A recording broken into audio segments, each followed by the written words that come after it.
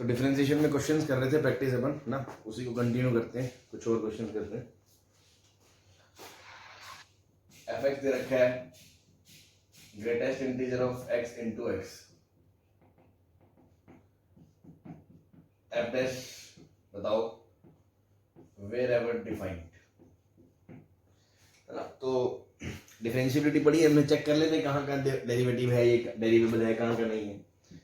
तो F x क्या है, एक्स इंटू एक्स, है ना। तो ये कहाँ कहाँ डिसकॉन्टिन्यूस है, डिसकॉन्टिन्यूस एट इंटीजर्स, और ये continuous in are and differentiable in are, ठीक है। ये डिसकॉन्टिन्यूस है इंटीजर्स पे, तो इंटीजर्स पे ये कंटिन्यूस है,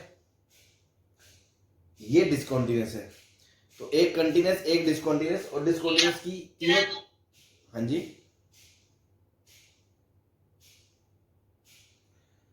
कंटिन्यूस और डिसकंटिन्यूस की तीनों चीजें आ रही हैं, एलएचएल आरएचएल फंक्शन की वैल्यू। तो वो थ्योरम से अगर इसकी वैल्यू 0 को जाती है तो ये 0 पे कंटिन्यूस हो जाएगा, और अगर नहीं जाती है तो वो डिसकंटिन्यूस हो जाएगा। तो 0 पे देखो ये आई, ये इसकी आरएचएल 0 है, फंक्शन की वैल्यू 0 है, और इसके पीछे -1 है, लेकिन ये प्रोडक्ट में x है तो ये 0 पे उसको कंटिन्यूस बना देगा, है ना। तो ओवरऑल जो इसका रिजल्ट आएगा कि ये discontinuous at x belongs to i minus integer and continuous बाकी जगह कॉन्टिन्यूस है ना, रेस्ट बाकी जगह कॉन्टिन्यूस है, ठीक है जी। अब जो जो पॉइंट डिसकंटिन्यूटी के आ गए वहां तो नॉन डिफरेंशिएबल हो गई, तो ऑब्वियसली यहां से हम बोल सकते हैं कि non differentiable at x belongs to i minus 0, 0 के अलावा हर पॉइंट पे ये नॉन डिफरेंशिएबल है, ठीक है। चलो अब 0 के अलावा कोई भी इंटीजर है वहां पर ये डिसकंटिन्यूअस है तो नॉन डिफरेंशिएबल है, और जब x इंटीजर ही नहीं है तो ये डिफरेंशिएबल है, तो वो भी डिफरेंशिएबल है, ये भी डिफरेंशिएबल है, डिफरेंशिएबल इनटू डिफरेंशिएबल डिफरेंशिएबल है। अब तीसरा केस बचा जब x बराबर 0 है ना, तो 0 पे फंक्शन को देख लेते हैं। तो 0 के राइट में फंक्शन क्या है, 0, भाई x जब 0 से 1 तक है तो उसकी वैल्यू क्या है, 0, और 0 के जस्ट लेफ्ट में जब x -1 से 0 के बीच में है तो उसकी वैल्यू है -x। ये फंक्शन है 0 के नेबरहुड में, है ना। 0 पे डिफरेंशिएबिलिटी चेक कर रहे हैं तो सबसे पहले तो कॉन्टिन्यूटी चेक करी, कॉन्टिन्यूस तो है ही, तो कंटिन्यूस है तो डिफरेंशिएशन मेथड भी लग जाएगा। तो f डैश x निकालोगे तो -1 आएगा जब x 0 माइनस है जस्ट, और 0 प्लस है तो कांस्टेंट का डेरिवेटिव तो 0 ही है। तो fx is not differentiable at x बराबर 0, नॉट डिफरेंशिएबल एट x बराबर 0, मतलब 0 पे फंक्शन डिफरेंशिएबल नहीं है और बाकी इंटीजर्स पे भी डिफरेंशिएबल नहीं है। तो एट लास्ट हम बोल सकते हैं fx is differentiable in r minus i, ठीक है जी। तो जहां जहां डिफरेंशिएशन है उसका डेरिवेटिव क्या होगा। तो एक बात बताओ, fx को आप ऐसे लिख सकते हो, ग्रेटेस्ट इंटीजर x कुछ भी होगा, हर एक रीजन के अंदर एक कांस्टेंट वैल्यू होगी, जिसको मैं क्या बोल सकता हूँ, n बोल सकता हूँ। 0 से 1 में 0 होगा, 1 से 2 में 2 होगा, 2 से 3 में 3 होगा, 2 से 3 में 2 होगा, 3 से 4 में 3 होगा। तो मैंने इसको एक तरह से ऐसे देखो, fx क्या है, nx, ठीक है ना, when x is r minus integer, तो उस टाइम पे f डैश x क्या हो गया, n हो गया, n, और n को आप क्या लिख सकते हो वापस, ग्रेटेस्ट इंटीजर ऑफ x। तो इसका जो डेरिवेटिव का आप आंसर दोगे ना f डैश x, वो आप दोगे greatest integer of x for all x belongs to r minus i, and for all x belongs to i it is not differentiable. हाँ भाई, कोई दिक्कत किसी को इसमें?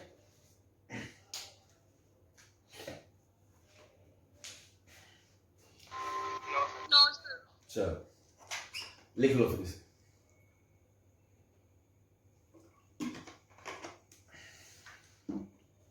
मैंने पूरा एकदम डिटेल से देखा, बेसिक से, कि पहले कॉन्टिन्यूटी देखी तो आज 0 के अलावा हर इंटीजर पे डिसकंटिन्यूअस था तो नॉन डिफरेंशिएबल भी था। 0 पर ये कंटिन्यूअस बन गया तो 0 पे डिफरेंशिएबिलिटी चेक करी, वो नॉट डिफरेंशिएबल आ गया। तो इंटीजर्स पे नॉन डिफरेंशिएबल है, उसके अलावा डिफरेंशिएबल है तो वहां डेरिवेटिव क्या होगा, तो इसको एक n की तरह कांस्टेंट की तरह बिहेव किया, एक पर्टिकुलर लिमिट के अंदर 0 से 1, 1 से 2, 2 से 3, हर एक के बीच वो एक कांस्टेंट होगा। तो कांस्टेंट हो x का डेरिवेटिव, दैट कांस्टेंट, वापस उसको ऐसे लिख दिया। तो इसका आंसर जब ऐसे सीधा ऑप्शंस में है तो गरीब आदमी को थोड़ा सा झटका लगता है, ये क्या है। उसको एक्सप्लेन किया कि ऐसे सिचुएशंस में आप हमेशा ग्रेटेस्ट इंटीजर ऑफ x को n मान लो एक बार, है ना, क्योंकि एक रीजन के अंदर वो पर्टिकुलर n ही है। चलिए मिटा दें इसे? Yes sir.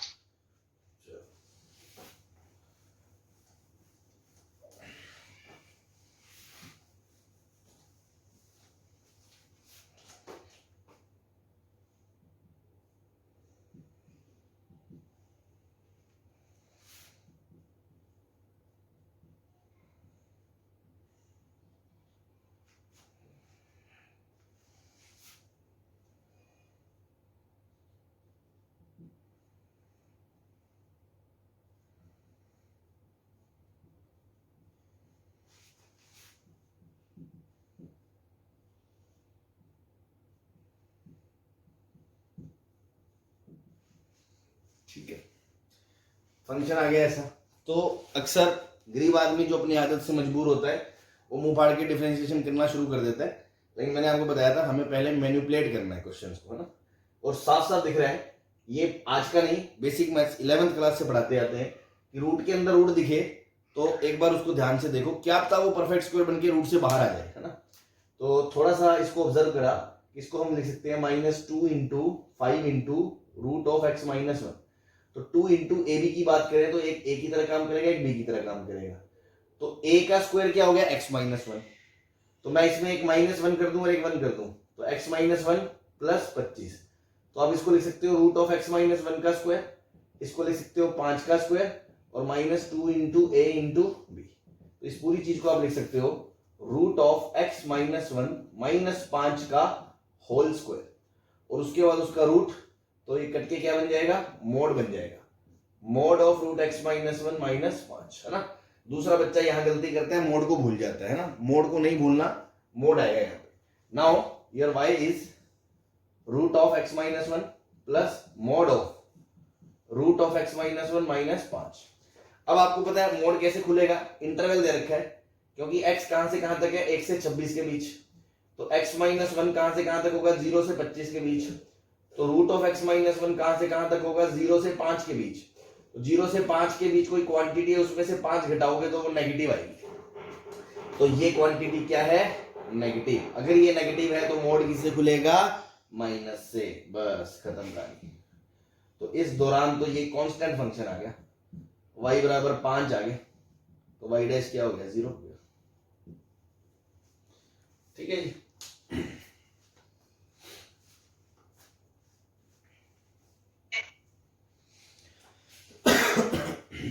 छाप लो।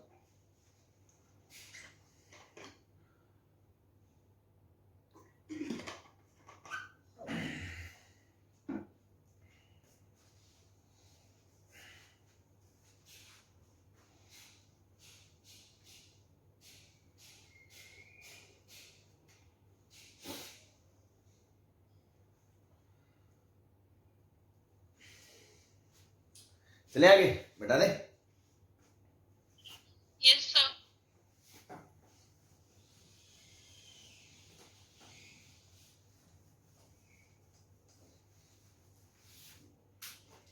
मान लो क्वेश्चन आ गया, फंक्शन दे रखा है आपको, mode of x square minus 5x plus 6,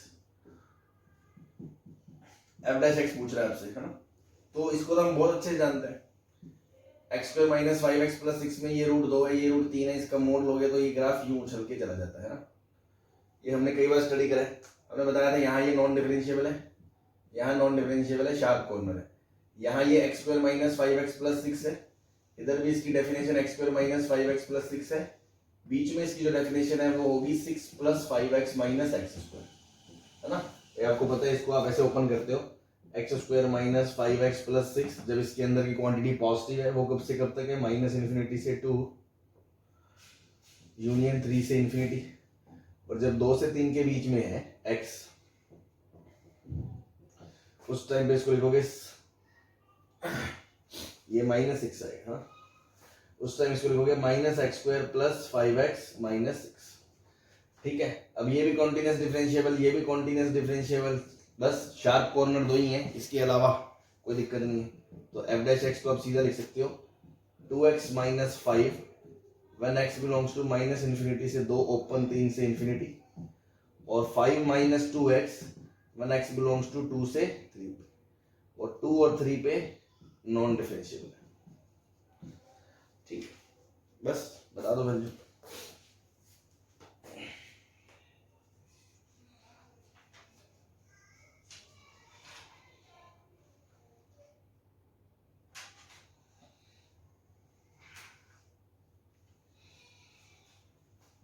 next मान लो क्वेश्चन दे दिया आपको, दे रखा है g is a function which is f of 2x minus 1 upon x square plus 1 and f dash x दे रखा है sine square x, then g dash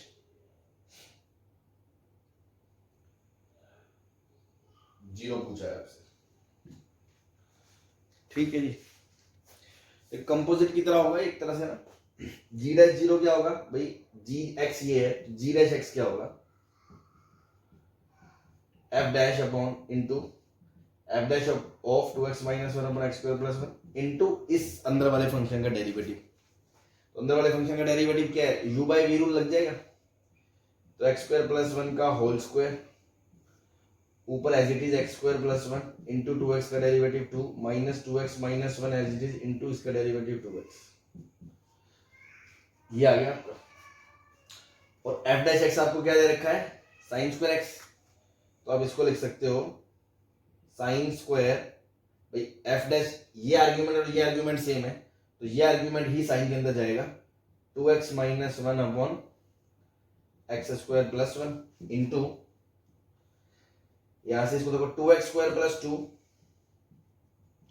और इसको खोलोगे minus 4x square, 2 into 2 4 x square minus minus plus 2x, तो ये आ जाएगा minus 2x square plus 2x plus 2 upon x square plus 1 का होल स्क्वायर, ये आपका जी डैश एक्स आ गया। अब आपसे क्या पूछा है, जी डैश जीरो पूछा है, तो एक्स की जगह जीरो रख दो, 0 0 माइनस 1, तो sine of square minus 1 0 0 into 2 upon 1, तो साइन माइनस 1 से माइनस बाहर आ जाएगा पर स्क्वायरिंग उसको उड़ा देगा, तो आंसर आ जाएगा 2 साइन स्क्वायर 1। ठीक है,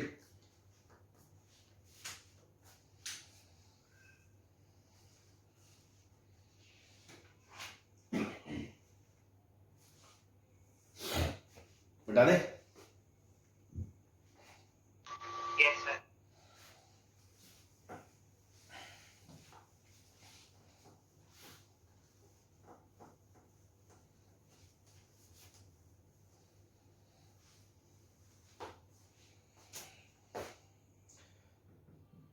fx is a polynomial function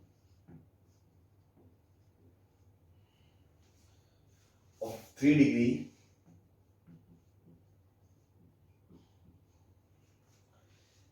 and f of 0 is 4, f dash 0 is 3, f double dash 0 is minus 4, f triple dash 0 is 6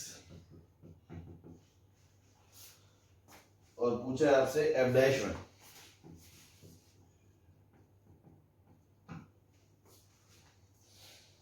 ठीक,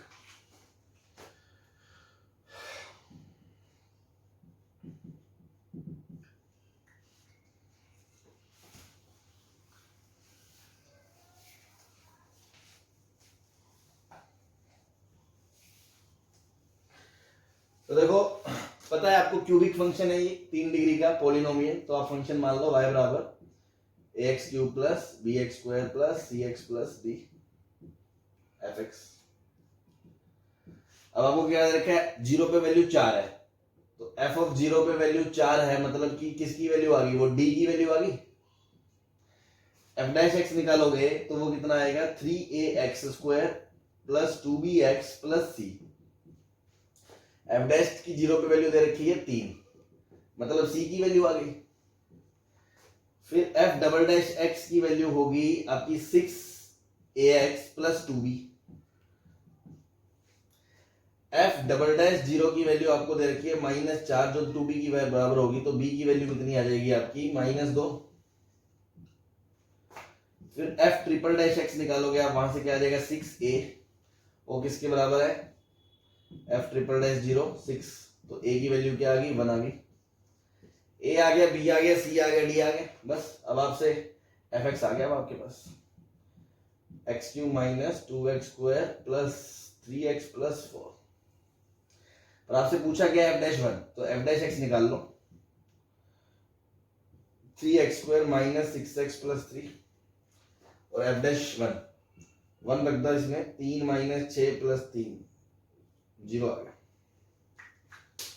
ठीक है जी, क्वाइट इजी है, बस 3 डिग्री का था, कर हमने जो जो कहा था वो कर दिया, आगे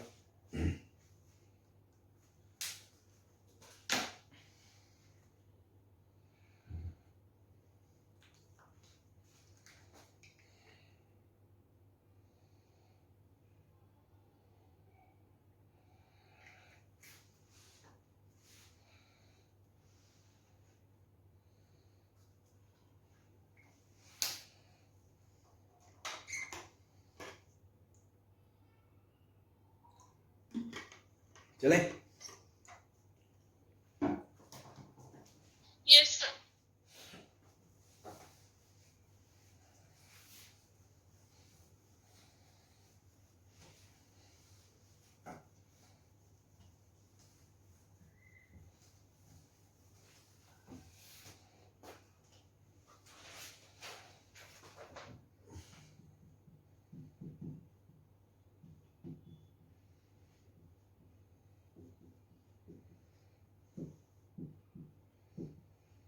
fx is a 2 degree polynomial such that f of 1 बराबर f of minus 1, and if a b c are in AP,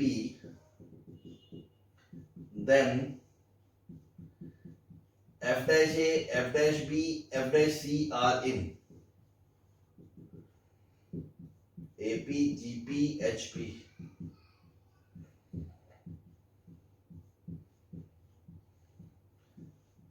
ना करो आप try. fx is a polynomial function satisfying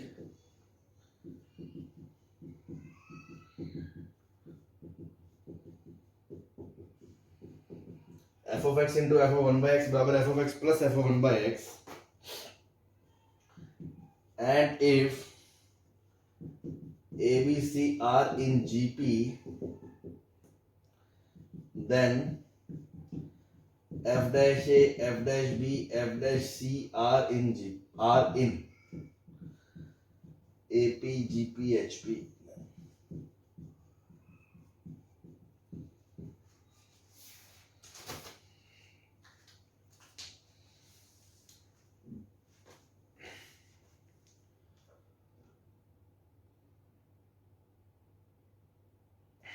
हाँ जी,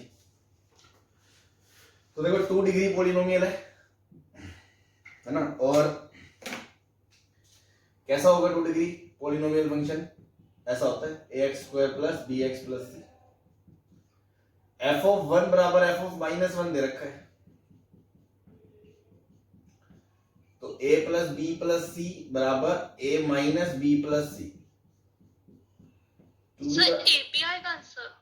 b बराबर 0 आ गया, हाँ जी b बराबर 0 आ गया, तो फंक्शन क्या बचा आपके पास f x ax square plus c, किसकी बात हो रही है, f डैश की, तो f डैश x निकाल लिया आपने, दैट इज 2ax। अब एक बात बताओ, f dash a, f dash b और f डैश c क्या होगा, 2aa, 2ab एंड 2ac।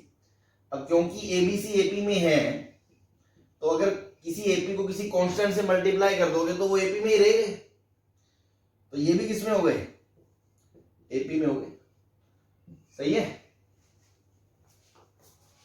तो पता है ना आपको, मान लो कोई भी 3 नंबर कोई सीक्वेंस है AP में, उसको कांस्टेंट से मल्टीप्लाई कर देंगे तो रिजल्टेंट सीक्वेंस भी AP ही रहेगा, कॉमन डिफरेंस चेंज हो जाएगा। ठीक है, बोलो सही है क्या, कोई दिक्कत तो नहीं इसमें।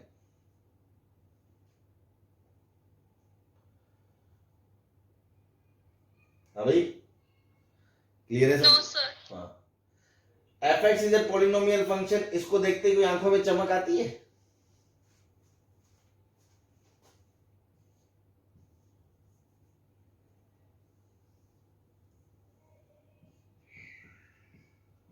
अभी इसको देखते किसी की चमक नहीं आई? इतनी जल्दी भूल गए फंक्शन? नहीं, कोई नहीं है सिंगल भी, एक सिंगल पर्सन कोई आदमी है कि ऐसा और ऐसा जब हो तो फंक्शन क्या होता है? चलो पढ़ा करो। One plus minus action type का होता है। अब ये एफ डैश की बात कर रहे हैं, तो एफ डैश एक्स क्या होगा? Plus minus n into x की पावर एन माइनस वन। अब वो कह रहा है एबीसी जीपी में है, तो f dash a f dash b f dash c के बारे में पूछना चाह रहा है। और f dash a f dash b f dash c क्या होंगे?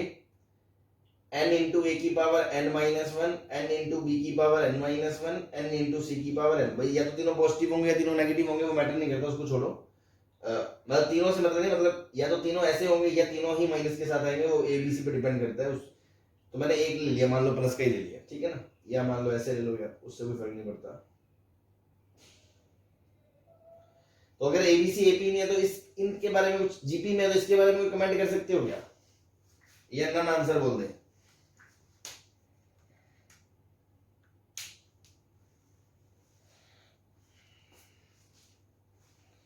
हाँ जी,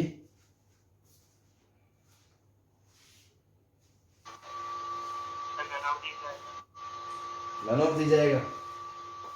क्या बात, प्रोग्रेशन बिल्कुल ही एकदम बेसिक सा प्रोग्रेशन भी भूल गए क्या? एक कॉमन सेंस से ही देख लो, चलो याद तो नहीं है मान लो, वैसे चेक कर लो कि ए बी सी अगर एपी जीपी में है, इसका मतलब क्या है कि बी बाय ए बराबर सी बाय बी है। हमें ये चेक करना है।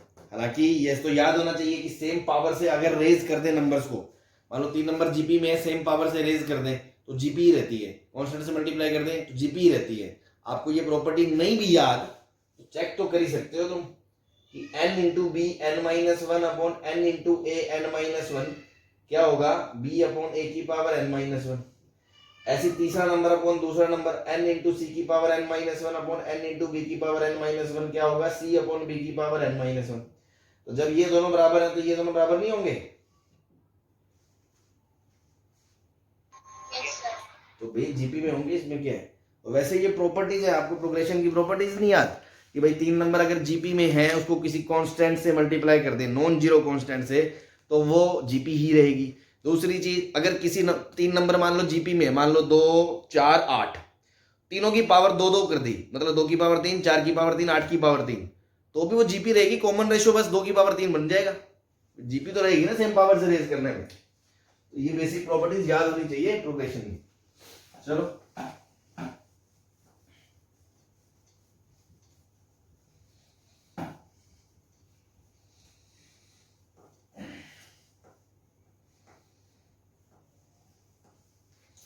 चलिए नेक्स्ट।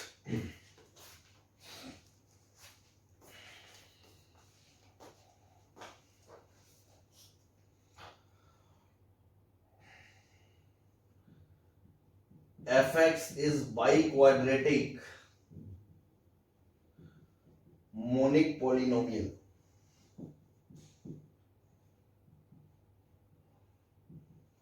function such that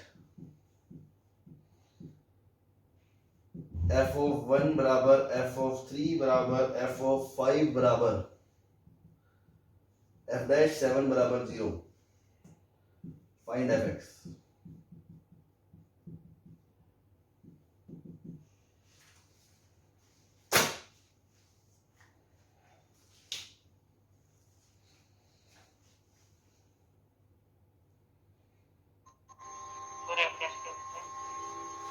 हाँ जी, 7 7 f dash 7 0।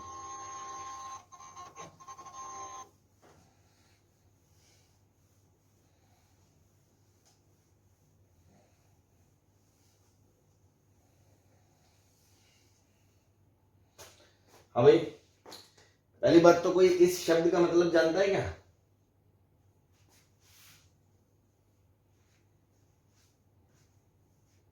क्वाड्रेटिक में पढ़ाया होगा 11th क्लास में,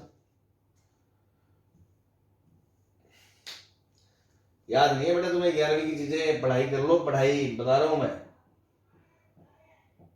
मोनिक पोलिनोमियल मतलब लीडिंग कोफिशिएंट ऑफ पोलिनोमियल 1 होता है।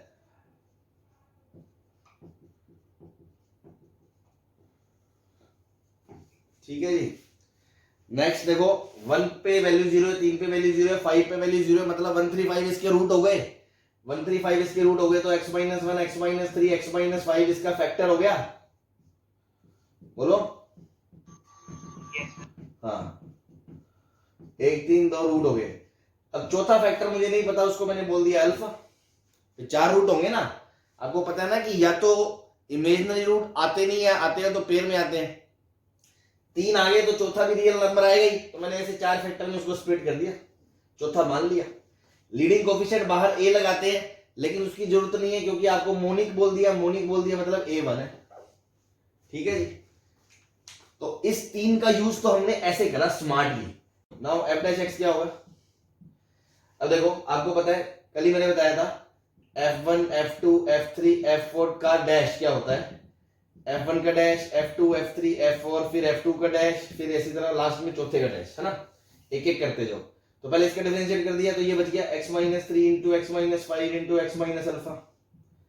फिर इसका कर दिया तो बाकी 3 बच गए, x - 1 into x - 5 into x - alpha. फिर तीसरे का कर दिया x - 1 into x - 3 into x - alpha. फिर चौथे का कर दिया x - 1 into x - 3 into x - 5। ये f डैश x है क्या? अब f डैश x में 7 रखने पे 0 आना चाहिए, तो f डैश x 7 बराबर 0 कर दो। तो यहां से क्या आएगा? 7 - 3 4, 7 - 5 2 into 7 - alpha plus 7 - 1 6, 7 - 5 2, 7 - alpha plus 7 - 1 6, 7 - 3 4 into 7 - alpha plus 7 - 1 6, 7 - 3 4, 7 - 5 2 is equal to 0। सही है। अब यहां से क्या होगा? 8 into 7 - alpha plus 12 into 7 - alpha plus 24 into 7 - alpha plus 6 दूनी 12 चौक 48। तो 24 और 12 36 और 8 44 हो गया। 44 times 7 - alpha is equal to -48। 4 से उड़ा दो इसका, 11 12। तो 7 - अल्फा बराबर -12/11। तो यहां से अल्फा आ गया 7 प्लस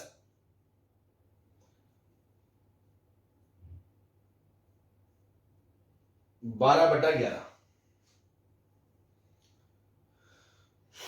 ठीक है जी। तो ये कितना आ गया? 77 और 12 89/11। इसकी वैल्यू उठा के यहां डाल दो, आपका पॉलिनोमियल आ गया।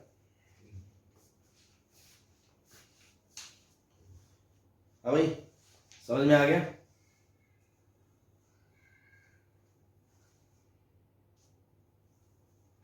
Yes, sir. ठीक ठीक है ना। और दूसरा मेथड क्या होता? अगर आप इससे देखो टाइम बच गया, अदरवाइज आप क्या करते? आप ऐसे मानते x की पावर 4 प्लस, क्योंकि बाई क्वाड्रेटिक है, क्यूबिक नहीं है, bx cube plus cx square plus dx plus e। आप इसको मानते fx मेथड 2। फिर इसमें ये वैल्यू रखते f ऑफ 1 बराबर 0, f ऑफ 3 बराबर 0, f ऑफ 5 बराबर 0। 3 इक्वेशन तो ये आती। फिर आप f डैश 7 बराबर 0, तो 4 इक्वेशन 4 वेरिएबल सॉल्व करते, तब जाके पॉलिनोमियल आपका आता। तो वो देखो ABCD में थोड़ी सी गंदी गंदी इक्वेशन बनती। 1 प्लस b, देखो अगर 3 रखोगे तो 3 का power 4 81 plus 27b plus 9c plus 3d, है ना? हो जाएगा नो डाउट, है ना? 2-4-5 मिनट एक्स्ट्रा लग जाएंगे। तो हमने क्या करा? फैक्टर थ्योरम जो हमने पढ़ी होती है उसका यूज करा कि इससे अगर ये रखने पे उसका रूट 0 मतलब वैल्यू 0 आ रही है, तो मतलब ये इसका फैक्टर होगा। तो इससे अपनी जल्दी एक स्टेप में एक वेरिएबल इंट्रोड्यूस करके हमारा काम खत्म हो गया। 4 वेरिएबल की हमें जरूरत नहीं थी। चलिए, I hope this is clear. Next छाप लो इसको, फिर मिटा देते हैं।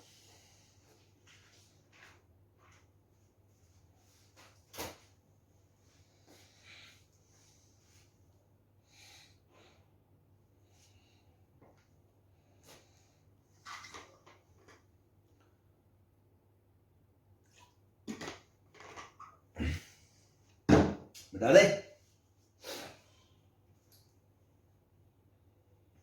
Yes, sir.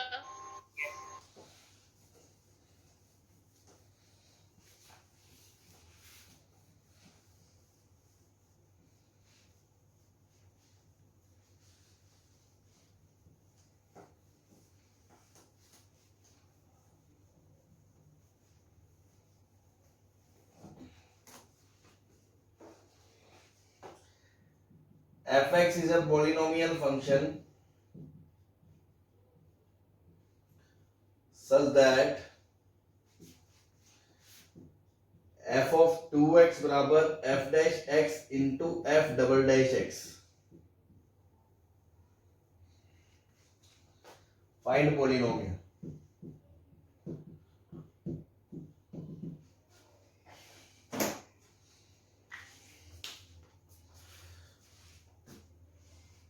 अब इसमें थोड़ा सा चैलेंज क्या है, पिछले दोनों क्वेश्चन में आपको डिग्री बता रखी थी, इसमें डिग्री नहीं बता, तो पोलिनोमियल एज्यूम करोगे तो n डिग्री का एज्यूम कर लोगे क्या? ये कुछ स्मार्टनेस से कुछ कर सकते हैं हमें।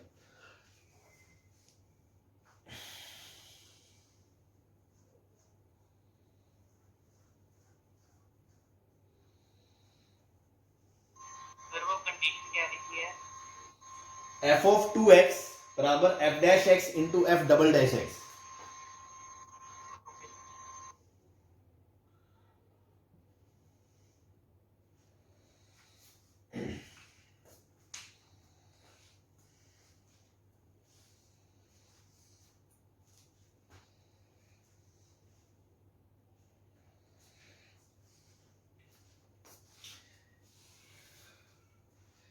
इसमें थोड़ा सा ना एक चीज और लिख लो, polynomial function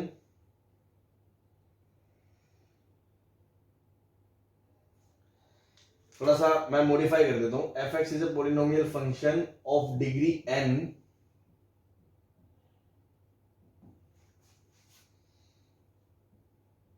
and having all the terms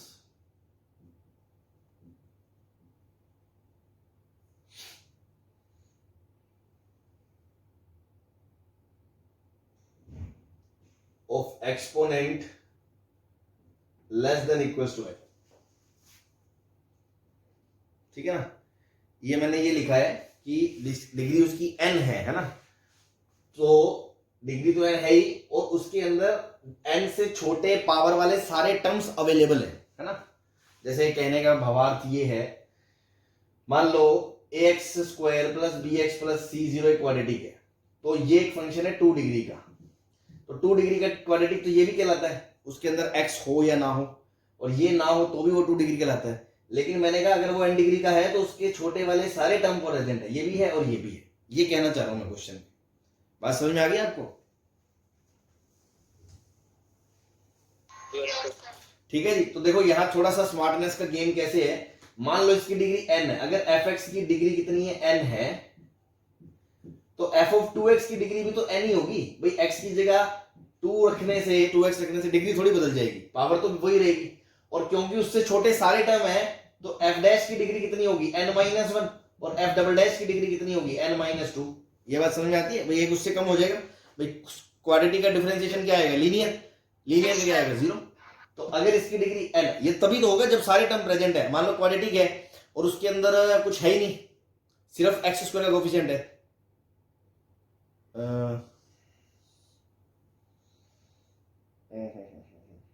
मुझे ये लिखने की जरूरत थोड़ी थी यार, all the terms of exponent less than n।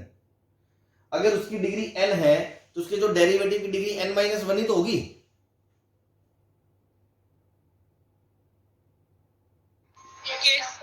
है ना? हाँ, तो ये लिखने की कोई जरूरत नहीं है, हटा दो इसको, बस डिग्री n लिख लो, है ना। मैं कुछ और सोच रहा था उस टाइम। हाँ, कोई जरूरत नहीं है भाई। अगर मान लो आपके पास क्वाड्रेटिक है, 2x स्क्वायर भी है, तो उसका डेरिवेटिव करोगे तो उसकी डिग्री तो उससे कम ही आएगी ना। भाई तो n डिग्री का जो भी पॉलिनोमियल होगा उसके डेरिवेटिव की डिग्री n-1 होगी कि नहीं होगी? yes sir, बस उसके डेरिवेटिव की n-2 होगी, तो इसकी डिग्री n है, इसकी डिग्री n-1 है और इसकी डिग्री n-2 है, और ये दोनों जब मल्टीप्लाई होंगे तो उनकी डिग्रियां ऐड हो जाएंगी।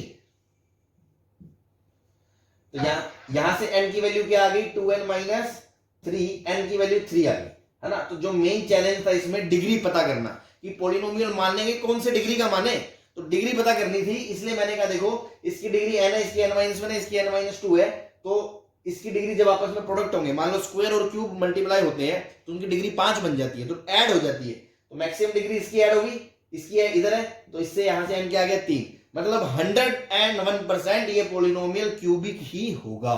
तो फर्स्ट थिंग यही थी कि उसकी डिग्री पता करवाना, है ना। तो fx is ax³ + bx² + cx + 2। बस अब क्यूबिक का पता चल गया। अब आप इस रिलेशन में मतलब जो भी दे रखा है इसको सेटिस्फाई करवा दो। तो f of 2x क्या हो गया? 8x³ 8x की जगह 2x रखोगे तो 8ax³ 4bx² 2cx + d, ये तो आ गया f of 2x। f' क्या हो जाएगा? 3ax² + 2bx + c। f" क्या हो जाएगा? 6ax + 2b। ठीक है जी। अब इन तीनों को उठा के वहां समेट दो। तो f of 2x 8ax³ + 4bx² + 2cx + d =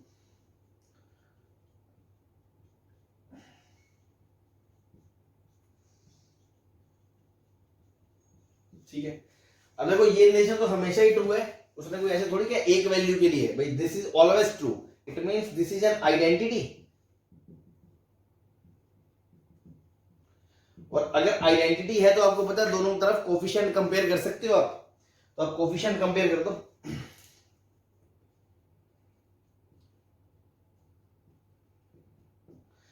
है ना। Hence coefficient can be compared.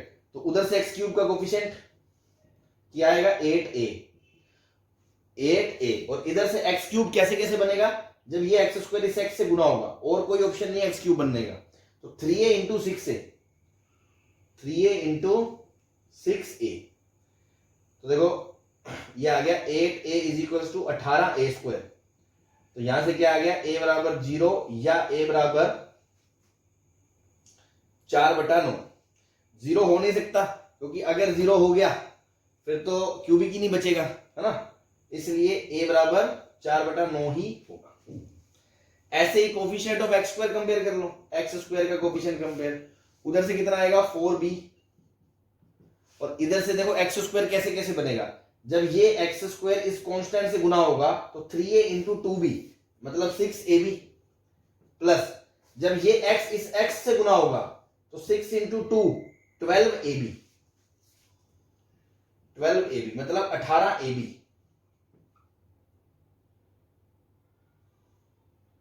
= 4b। तो 4b = 18 × a की वैल्यू कितनी है? 4/9 × b, 9 दूनी 18, 8b। तो b बराबर कितना आ गया? 0 आ गया। फिर कोफिशिएंट ऑफ x कर लो, c आ जाएगा, कोफिशिएंट ऑफ कांस्टेंट कर लो, उससे d आ जाएगा। कर लोगे आगे का पॉलिनोमियल निकाल लोगे?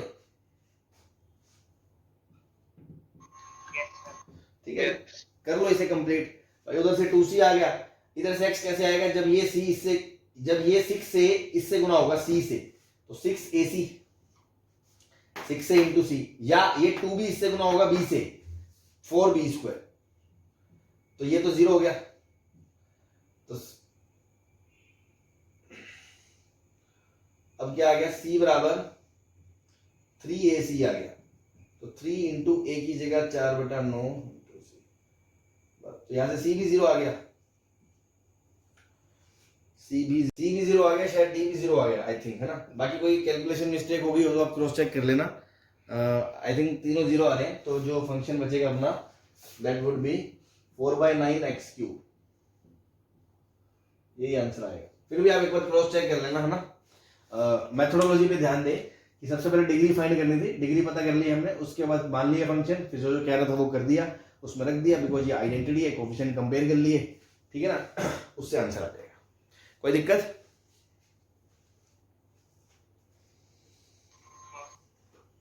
छाप लो जल्दी से,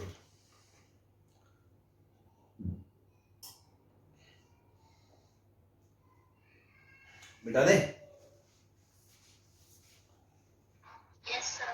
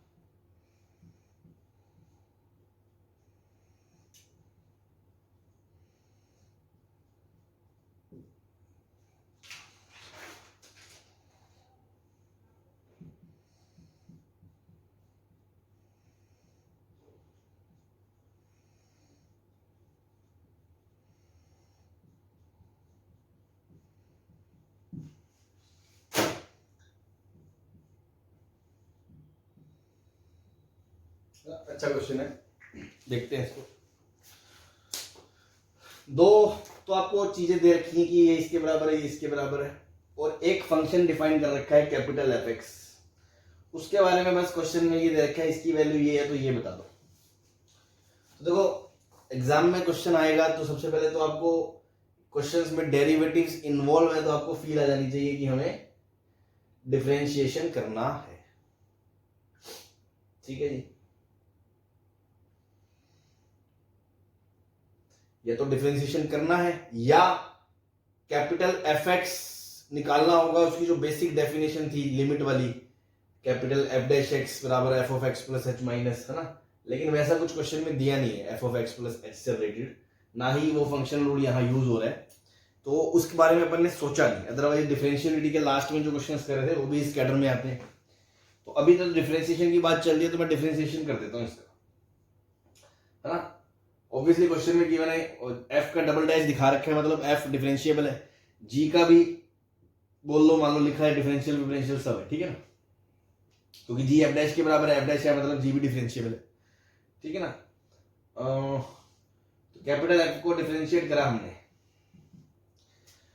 तो twice of f of x by two into f dash of x by two into x by two का डेरिवेटिव हाफ, इसमें तो कोई दिक्कत नहीं है। ऐसे twice of g of x by two into g dash of x by two into x by two का derivative half, ये दो से दो उड़ गए, ये दो से दो उड़ गया, ये आ गया आपका f of x by two into f dash of x by two plus g of x by two into g dash of x by two. अब देखो कहानी में ट्विस्ट कहां से आएगा, क्योंकि जी एक्स दे रखा है किसके बराबर, एफ डैश एक्स के बराबर, इसलिए जी डैश एक्स बाय टू भी किसके बराबर होगा, F dash x by to के बराबर। पहली चीज ये जो मैंने यहां पुट कर दी कि जी ऑफ एक्स बाय टू किसके बराबर हो गया, F dash x by to के बराबर।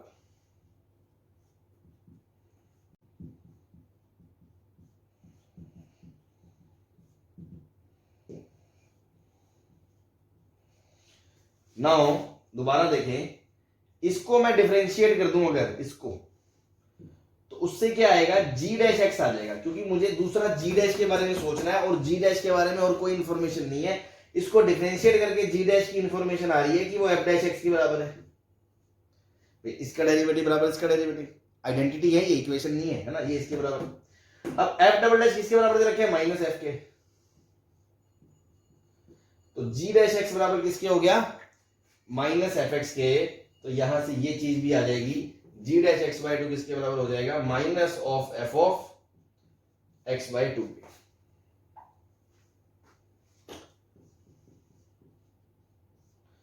कट गया ये दोनों, आंसर क्या आ गया, 0। तो क्योंकि एफ डैश एक्स क्या आ गया 0, इसलिए कैपिटल एफ एक्स क्या आ गया, कांस्टेंट फंक्शन। 5 पे वैल्यू 10 है तो 10 पे भी 10 ही होगी।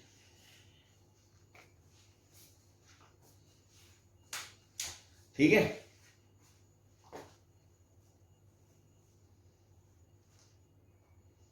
हाँ भाई, Yes, sir.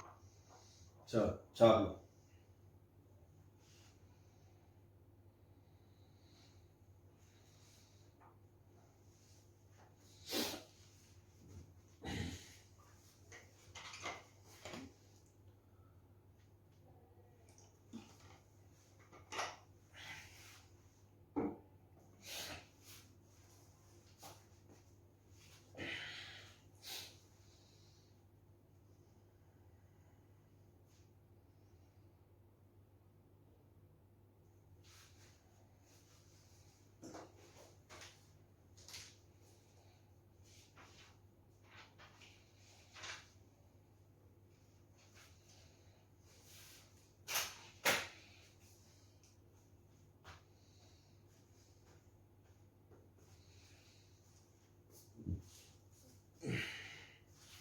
हटा दे,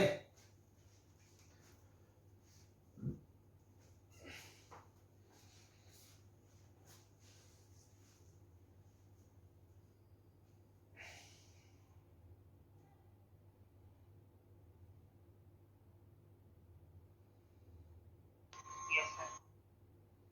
चलो।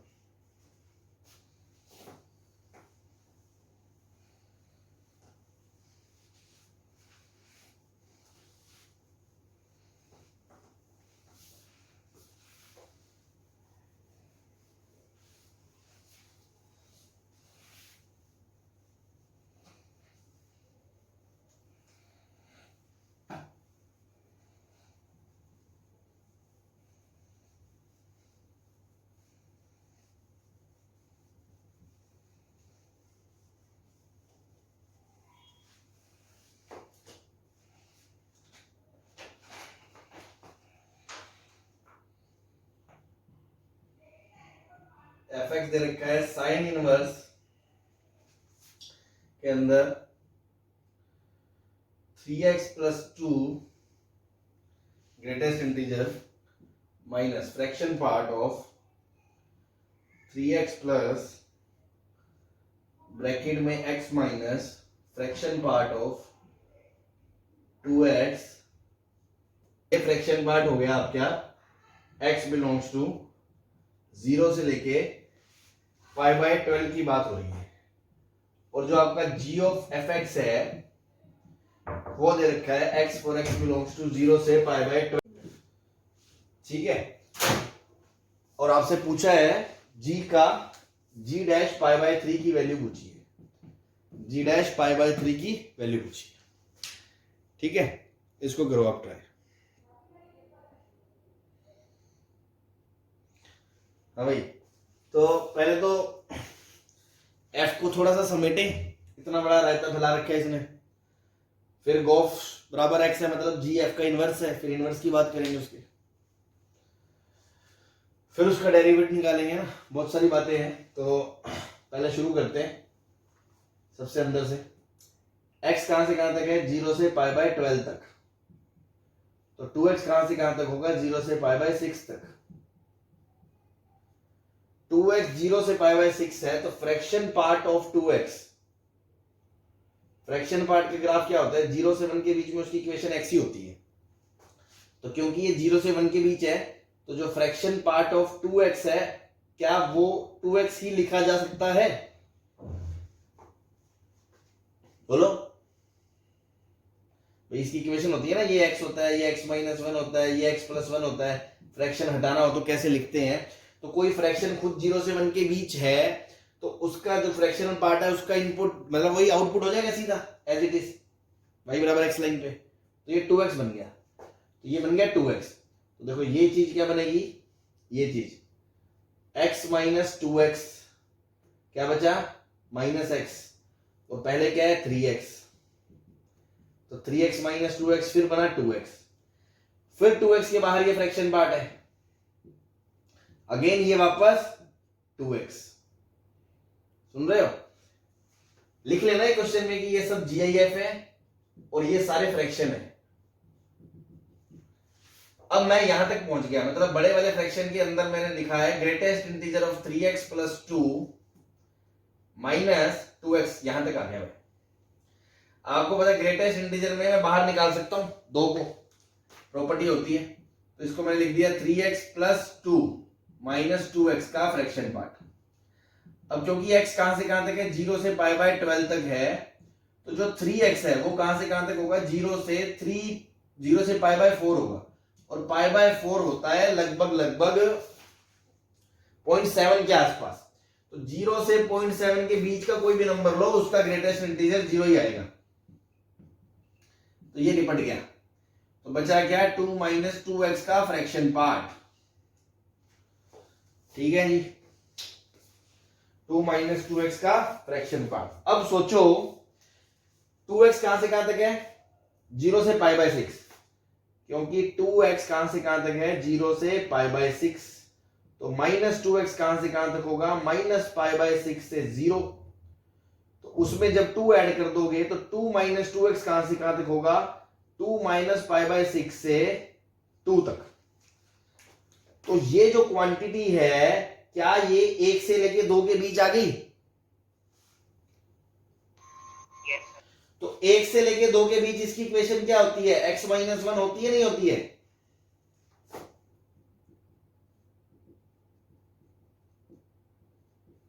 इसलिए fraction part of 2 minus 2x क्या आएगा x माइनस 1।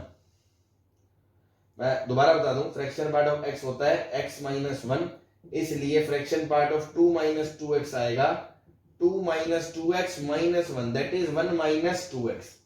हाँ भाई सारे ग्रेटेस्ट इंटीजर और फ्रैक्शन पार्ट के बंधनों से निकल के आ चुके हैं, तो फाइनल अपना जो आ गया fx that is sine inverse 1 minus 2x। कोई दिक्कत,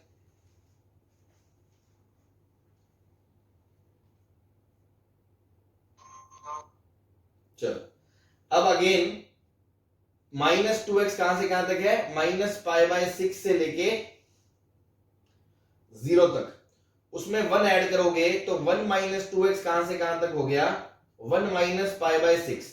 1 रेडियन आपको पता है लगभग है ना, अप्रोक्सीमेट 57 डिग्री होता है, ये 30 डिग्री है, तो ये अप्रोक्सीमेटली 27 डिग्री से लेके अप्रोक्सीमेटली 57 डिग्री के बीच है, तो क्या ये फर्स्ट क्वाड्रेंट का एंगल हो गया,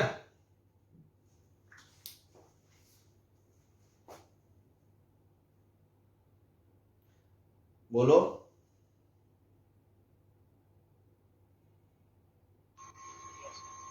और फर्स्ट क्वाड्रेंट का अगर एंगल है तो अगर मैं साइन लूंगा तो sine of sine inverse x होता है, 0 से लेके पाई बाय 2 के बीच में sine inverse of sine x बराबर x होता है, तो मैंने दोनों तरफ अगर साइन लेता हूं साइन ऑफ fx बराबर sine of sine inverse 1 minus 2x, यहां ITF का रूल आएगा, बेसिक डेफिनेशन से ये एज इट इज खुल जाएगा 1 माइनस 2x, fx को बोल दिया y, तो साइन y बराबर 1 माइनस 2x, तो 2x बराबर क्या आ गया 1 माइनस साइन y, तो यहां से x बराबर क्या आ गया 1 माइनस साइन y बाय 2। तो ये देखो इनवर्स आ गया इसका, भाई गोफ क्या था, यहां से हमने क्या जजमेंट लिया था कि g क्या है f इनवर्स x है, तो इसलिए मैंने f का इनवर्स निकाल दिया, इनवर्स निकाल के लास्ट स्टेप ये इधर से इधर आ गया मैं, है ना, स्पेस नहीं है, थोड़ा संभाल के समझना, x और y को इंटरचेंज कर देंगे तो gx बोल लो चाहे f इनवर्स x बोल लो, ये किसके बराबर आ गया 1 माइनस साइन x बाय 2 के बराबर आया या नहीं आया, Yes, sir. बस। अब इसका क्या करना है डिफरेंशिएशन, तो क्योंकि gx बराबर है 1 माइनस साइन एक्स बाय 2, तो आपका g डैश x क्या होगा minus cos x by 2। Value पूछी है g डैश पाई बाय 3, तो minus cos pi by 3 half होता है 1/4, ये आंसर है।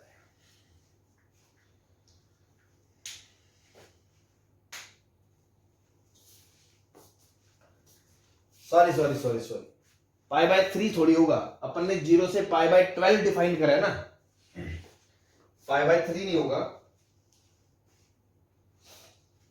भाई। क्वेश्चन हमने करा ही 0 से पाई बाय 12 के लिए है, तो बस आप ऐसा लिख लो g डैश पाई बाय 3 छोड़ो, g डैश x ही पूछ लो ना भाई। पाई बाय 12 खुद ही 15 डिग्री होता है, अब उससे छोटे पे किसकी वैल्यू पूछेंगे अपन, तो उसको छोड़ो।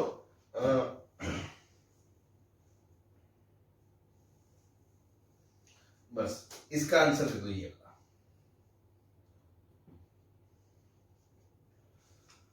ठीक है,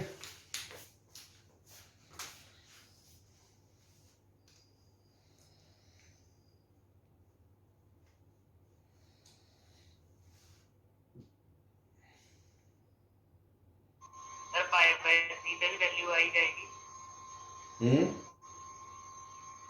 पाई बाय 3 पे भी वैल्यू आई जाएगी। नहीं पर क्वेश्चन में हमने 0 से पाई बाय 12 की बात करी है ना, लेकिन एफ ऑफ एक्स तो जाएगा ना पाई बाय 3 से बड़ा, क्या कह रहे हो? एक्स पाई बाय 2 तक जाएगा।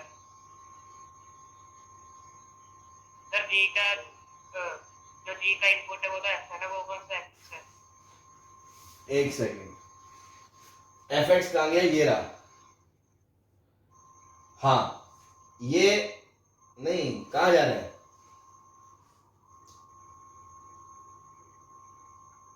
तो जी का इनपुट है वो एक्स है ना।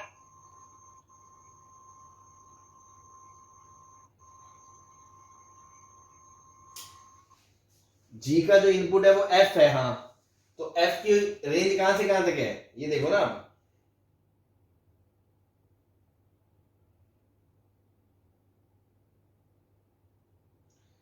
भाई 27 डिग्री से लेके 57 डिग्री तक की तो जा रहा है ये 1 माइनस 2x।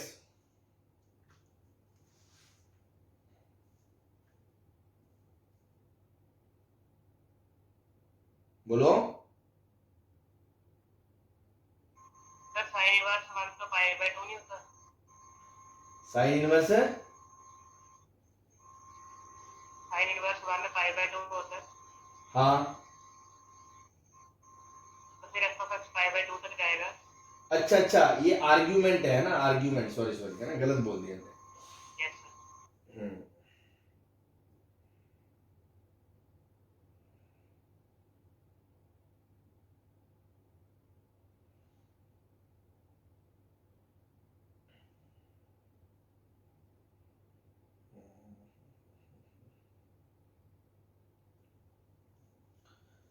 साइन इनवर्स का जो इनपुट है आपको तो वो देखना है कि x 0 से पाई बाय 2 तक जा रहा है, minus 2x minus pi by 6 से 0 के बीच में जा रहा है, 1 माइनस 2x जो 1 माइनस पाई बाय 6 के बीच से लेके 1 के बीच। एक चीज थोड़ी सी मैंने यहाँ गलत बोल दी है ना, थोड़ा सा, हाँ क्योंकि एंगल थोड़ी होता है साइन इनवर्स के अंदर, तो वैल्यू होती है ना। तो अब दोबारा से देखो इसको, पर वो गलत तो क्या बोल दी थी वो, मैंने साइन इनवर्स ऑफ, अच्छा अच्छा अच्छा, इसकी जरूरत ही कहां थी यार भाई। अंदर साइन इनवर्स है, बाहर साइन लेंगे, तो साइन और साइन इनवर्स तो हमेशा ही डिफाइन होते हैं ना। बोलो, यस सर। हाँ तो थोड़ा सा यहाँ हम गलत चले गए, दोबारा सुन ले, है ना। ये जो बातें बोली मैंने ये गलत बोल दी, क्यों अपन अलग ट्रैक पे चढ़ गए। सही बोल रहे हो भाई, आप इस चीज को देखो। अब अपने लिए पाई बाय 6 एक वैल्यू है, पाई बाय 6 क्या होता है भाई, पाई कितना होता है, 3.14 होता है, 3 होता तो ये हाफ होता, तो आप तो ये बोलो 1 माइनस हाफ से ज्यादा, हाफ से ज्यादा से लेके ये 1 तक जा रहा है, तो ये माइनस हाफ से ज्यादा, भाई एक में से हाफ से ज्यादा घटाओगे तो हाफ से कम आएगी क्वांटिटी, तो हाफ से कम से लेके कहां तक जा रहा है, 1 तक जा रहा है। इसका आर्ग्यूमेंट हाफ से कम से लेके 1 तक जा रहा है, तो ये डिफाइंड है। साइन इनवर्स का आर्ग्यूमेंट -1 से 1 के बीच होना चाहिए, और साइन इनवर्स का ग्राफ ऐसा होता है। तो हाफ अगर होता ये हाफ, तो एंगल होता π/6, और 1 है तो होता π/2। तो ये π/6 से π/2 के बीच में जा रहा है f, तो ठीक है, कोई दिक्कत नहीं है, π/6 से π/2 के बीच में जा रहा है। तो देखो g ऑफ दोनों तरफ अगर मैं साइन लेता हूं, तो साइन ऑफ fx बराबर साइन ऑफ साइन इनवर्स, तो हमेशा डिफाइन ही होता है ना, वो ट्रायंगल वाले झोंपड़े वाले ग्राफ की जरूरत ही नहीं थी। साइन ऑफ साइन इनवर्स तो यही होता है, तो एकदम सही है। 1 - 2x, इसको y बोल दिया, तो साइन y बराबर 1 - 2x, तो 1 - 2x बराबर 1 - साइन y, तो यहां से x आ गया आपका 1 - साइन y/2, और लास्ट में y की जगह x रख दिया, तो वो आ गया फंक्शन 1 - साइन x/2, ठीक है। और गोफ में g का इनपुट f है, f कहां से कहां तक जा रहा है, लगभग π/6 से π/2, तो g' π/3 भी वैल्यू अलाउड होगी, ठीक है, ठीक है, ठीक है। g' तो आ ही चुका था, तो g' π/3 का आंसर क्या आ जाएगा, 60 डिग्री पे ये होता है, हाफ होता है, तो -1/4 आंसर आ जाएगा। हाँ जी, एकदम सही, ठीक है। कोई मिसगाइड तो नहीं हो गया, किसी को कोई दिक्कत दोबारा पूछ लो, कोई क्वेरी है तो, है ना। वो खुद ही हम थोड़ा सा मैं ही गलत चला गया था, अब एकदम सब सॉर्ट आउट है। किसी को कुछ पूछना है तो पूछ सकते हैं। हाँ भाई, नहीं, चलो ठीक है फिर, है ना, कल अपन आगे बढ़ते हैं। आज के लिए इतना बहुत है, जो क्वेश्चंस वगैरह कराए हैं वो आप देख लेना, और कल कंटिन्यू करते हैं इसी में। Okay, thank you.